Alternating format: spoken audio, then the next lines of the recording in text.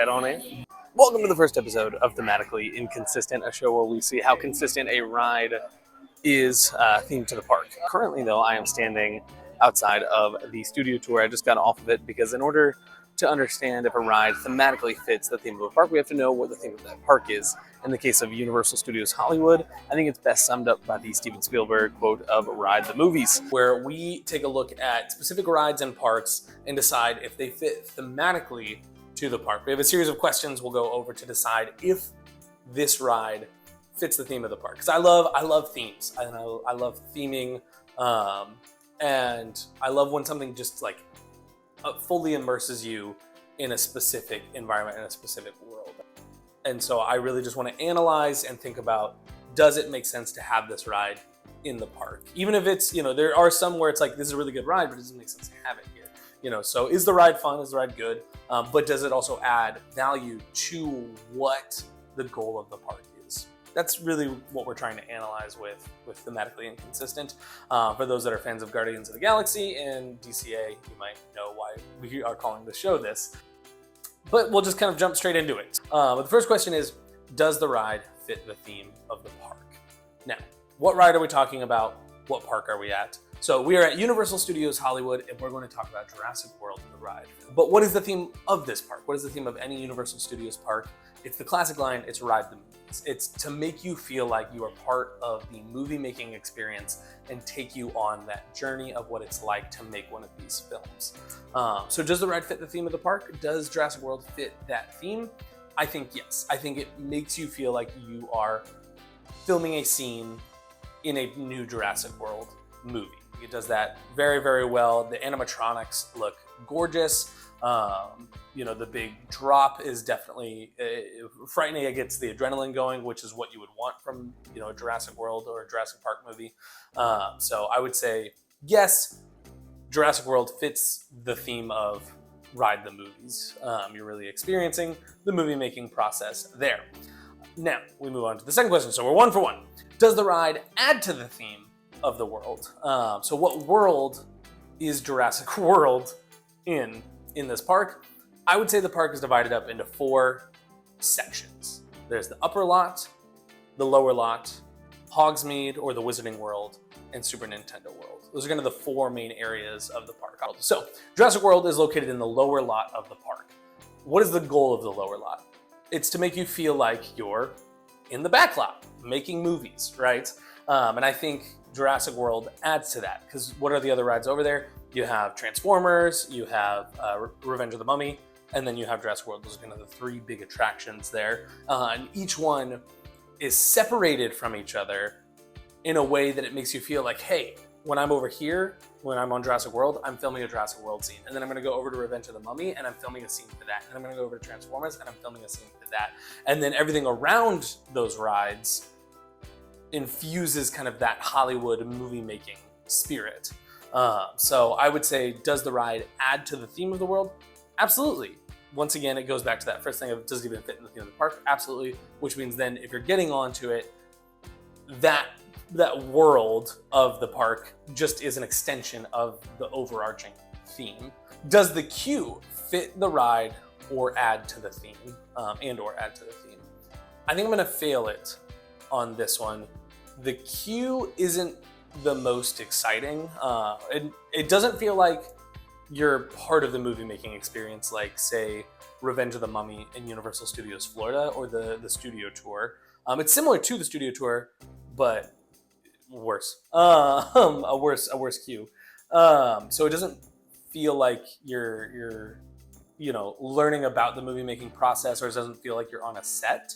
The queue is just kind of switchbacks with some screens up above you playing like fun clips, and effort was put in, but it doesn't add really to the theming, and it doesn't get you, I don't think the queue gets you very excited for the ride, and it doesn't add to the ride's story in any way. It doesn't really also fit like when you get on the ride, like it should feel a little bit more tropical. I think the Jurassic Park River Adventure in Universal Studios Florida does it a bit better there. So we are 2 for 3, passed the first 2 tests, failed the third one. So we go into the 4th test here. Does the intensity or feeling of the ride fit the ride's story. There are some rides that are maybe too intense for what they're trying to accomplish story-wise, and there are some rides that are just not intense enough for what they're trying to accomplish story-wise. I think this one is perfect. I think the intensity of it makes sense. You know, it's Jurassic World. It should feel a bit intense, and that 70, 80 foot, 90 foot, however big that drop is, it's intense, and it catches you by surprise because you have the Indominus Rex and the T-Rex fighting each other, and you're looking up at that, and then you go down the drop. It's super fun, and it makes sense that you would feel that intensity when interacting with dinosaurs. Obviously, the first half, not very intense, but it then builds up to it, and it builds up much like a movie. So that is, 3 for 4 now? So does the ride, question number 5, does the ride make you feel how it should? This is a bit of a subjective question, because I guess what is the ride trying to make you feel? And in this case, I would say that it's trying to make you feel fear, right? You're going on this boat ride, and these dinosaurs get loose, and they're attacking. Like it should be a scary ride, and it should make you feel fear, and I think it does that. I wasn't wearing it for the video. I don't usually wear it when we're at home, but because it's in the video, she wanted me to wear it. So if a wedding ring just appears halfway through the video, it's because my wife said, "Bro, put the ring on." Yeah. Anyways, so does the ride make you feel how it should?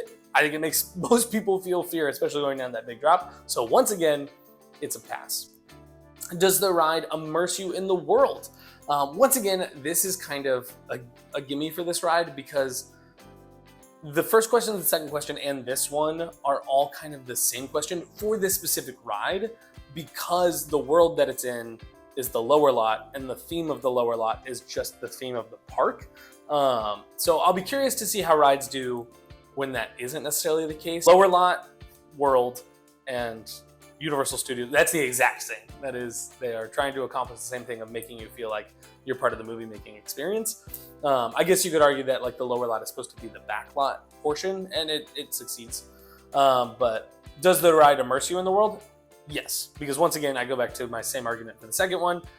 The lower lot, just in general, feels like you're bouncing around from set to set, filming these different movies, and the ride of Jurassic World feels like you're filming a scene for a new Jurassic World movie. So it's kind of a gimme for all three of these because it's the same, but it's going to get a pass. So far, Jurassic World crushing it. What are we at? 1, 2, 3, 4, 5, 6. We are 5 for 6.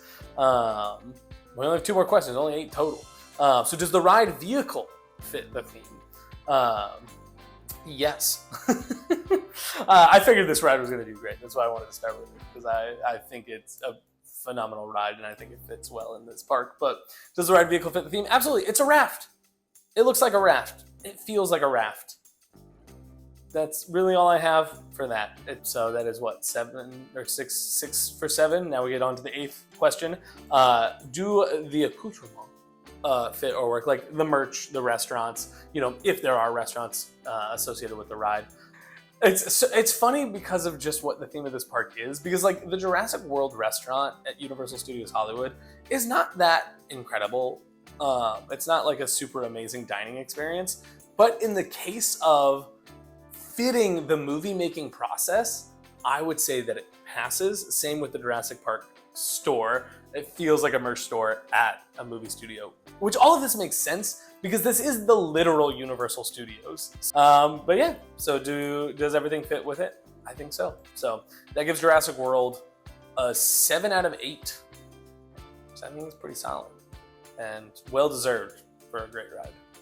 But that's the first episode of Thematically Inconsistent. Hopefully I won't film more of these at midnight so I can be a little bit more eloquent. But I think this was a good start, and I'd be curious what y'all think. How do y'all feel about theming of rides? Do you care about theming of rides? Is that something that you're interested in? Does it matter to you if a ride fits, or do you just care if it's fun? For me, I'm really, really big on the theming. I really want something to make sense for the world that it's in and the park that it's in. So I'd be curious what y'all's thoughts are, what are y'all's thoughts are on this ride and the score that I gave it. But yeah, and feel free to go through these questions yourself, and you can check them off in the comments. I would be very curious to see what other people's thoughts are on this ride. The Jurassic World: The Ride at Universal Studios Hollywood, I give a 7 out of 8 for Thematically Inconsistent. It passes. It fits the theme of the park. Carnotaurus. Definitely not our dino.